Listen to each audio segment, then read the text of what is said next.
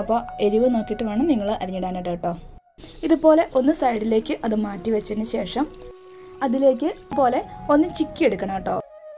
ഞങ്ങളുടെ കൊച്ചു ലോകത്തിലേക്ക് എല്ലാവർക്കും സ്വാഗതം. ഞാൻ ലജിത.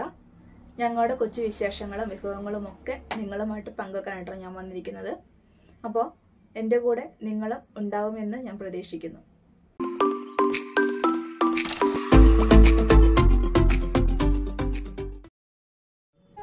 ഇന്ന് വ്യത്യസ്തമായ രീതിക്ക് ഒരു മാഗി നൂഡിൽസ് നമുക്ക് തയ്യാറാക്കാം കേട്ടോ. അപ്പോൾ അതിന് വേണ്ടിയിട്ട് ഞാൻ ഇവിടെ ഒരു പാൻ അടുപ്പിൽ വെച്ചിട്ടുണ്ട്. അതിലേക്ക് ഒരു 2 സ്പൂണോളം ഓയിൽ ഒഴിച്ച് കൊടുത്തിട്ട് ഒരു സവാള ഇതുപോലെ ചെറുതായിട്ട് അരിഞ്ഞത് അങ്ങിട്ട് കൊടുക്കുകയാണ് കേട്ടോ.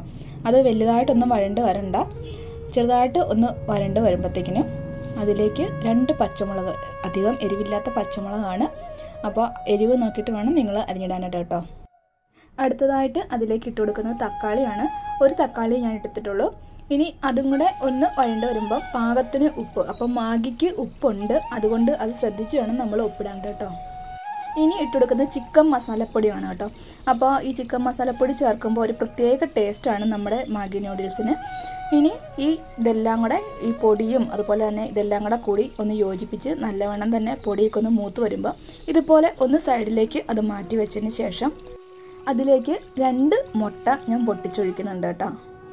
ഉണ്ടാക്കാൻ വളരെ സിമ്പിളും അതുപോലെ തന്നെ വളരെ ടേസ്റ്റിയുമായിട്ടുള്ള ഒരു റെസിപ്പിയാണ്. അപ്പോൾ നിങ്ങളൊന്ന് ട്രൈ ചെയ്ത് നോക്കണം. അതുപോലെ തന്നെ എൻ്റെ വീഡിയോ ഇഷ്ടപ്പെടുകയാണെങ്കിൽ കമൻറ്റും ലൈക്കും സബ്സ്ക്രൈബൊക്കെ ചെയ്യാൻ മറന്നു പോകരുത് കേട്ടോ.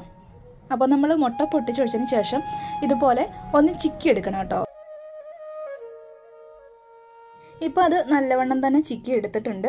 ഇനി നമ്മൾ ആദ്യം മൂപ്പിച്ച് വെച്ച ആ കൂട്ടൂടെ കൂടി ഈ കൂടെ അങ്ങോട്ട് നല്ലവണ്ണം ഇടയ്ക്ക് യോജിപ്പിക്കുകയാണ് കേട്ടോ. അതിനുശേഷം അതിലേക്ക് പാകത്തിന് വെള്ളം ഒഴിച്ചു കൊടുക്കുകയാണ്. എന്നിട്ട് നമുക്ക് മാഗി മേടിക്കുമ്പം കിട്ടുന്ന ആ മസാല കൂട്ടുണ്ടല്ലോ, അതും കൂടെ ഇപ്പം ഞാൻ ഈ കൂടെ അങ്ങോട്ട് പൊട്ടിച്ചിടുകയാണ്. ഇനി അതും കൂടെ ഒന്ന് നല്ലവണ്ണം തന്നെ ഇടയ്ക്ക് യോജിപ്പിച്ചതിന് ശേഷം മാഗി ഈ കൂടേക്ക് നമുക്ക് പൊട്ടിച്ചിടാം കേട്ടോ. സാധാരണ നമ്മുടെയൊക്കെ വീടുകളിൽ മാഗി വാങ്ങുമ്പോൾ അതിനകത്തെ ആ മസാലക്കൂട്ട് മാത്രം ഇട്ടിട്ടാണ് എപ്പോഴും ഉണ്ടാക്കാറില്ലേ. പക്ഷേ ഇങ്ങനെ കൂടി ഒന്ന് ഉണ്ടാക്കി നോക്കണം കേട്ടോ, വളരെ ടേസ്റ്റിയാണ്.